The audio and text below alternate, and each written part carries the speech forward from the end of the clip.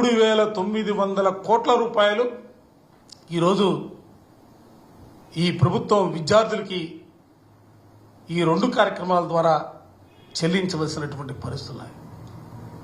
ఎందుకు తాత్సారం చేస్తున్నారని అడుగుతా ఉన్నా. ఇవాళ మీరు ఇచ్చే బిల్లులని కూడా కాంట్రాక్టులకి 1,000 కోట్ల రూపాయలు దోచిపెడతా ఉన్నారే.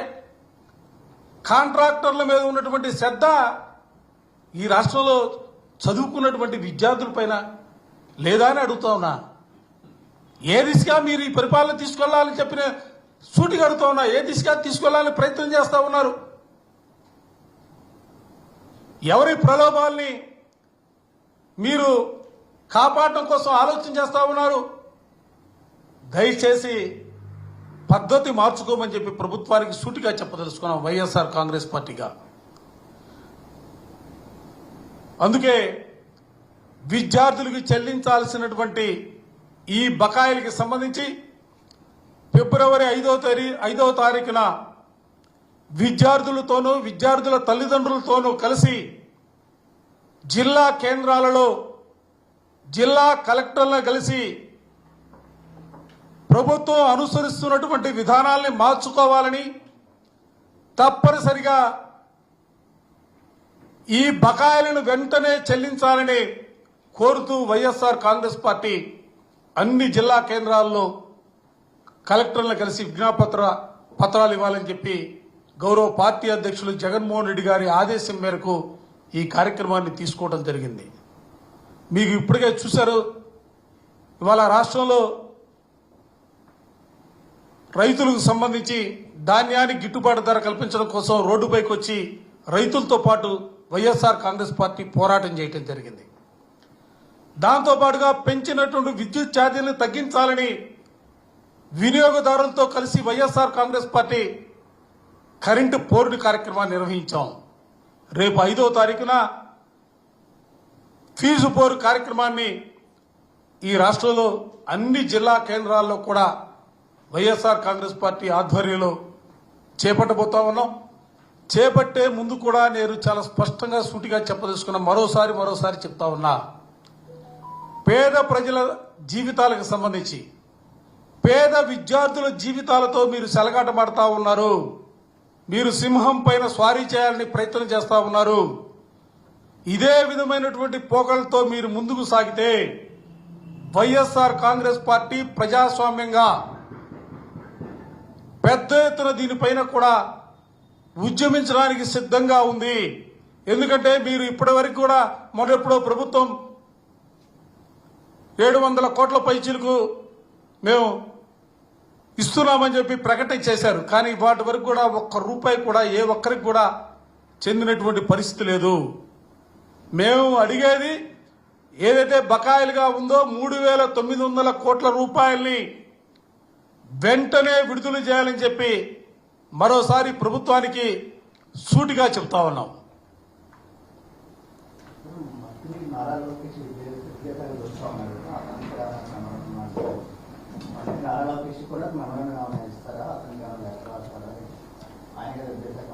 ఇప్పటికే విద్యార్థి లోకం ప్రభుత్వానికి సంబంధించినటువంటి సంబంధిత అధికారులతోనూ మంత్రులతోనూ కలిసి, ఎందుకంటే విద్యార్థులు మాత్రమే కాదు విద్యార్థుల తల్లిదండ్రులు కూడా ఇవాళ వాళ్ళు పడుతున్నటువంటి ఇబ్బందుల్ని ప్రభుత్వ దృష్టికి తీసుకొచ్చినటువంటి పరిస్థితులు. లోకేష్ గారు ఇచ్చారు, చంద్రబాబు గారికి ఇచ్చారు, సంబంధిత అధికారులు కూడా కలిసి విజ్ఞాపన పత్రాలు ఇచ్చినటువంటి పరిస్థితులు. మేము కూడా దీన్ని ఏదో రాజకీయ కోణంలో ఆలోచన చేయట్లా, రాజకీయ కోణంలో కూడా మాట్లాడతలా. ఎందుకంటే ఇది సమాజానికి సంబంధించి, మరీ ముఖ్యంగా పేద విద్యార్థుల జీవితానికి సంబంధించి ఇవాళ మీ ఫీజు రింబర్స్మెంట్ విడుదల చేయకపోతే వాళ్ళ జీవితాలు ఏం కావాలా, వాళ్ళ భవిష్యత్తు ఏం కావాలా?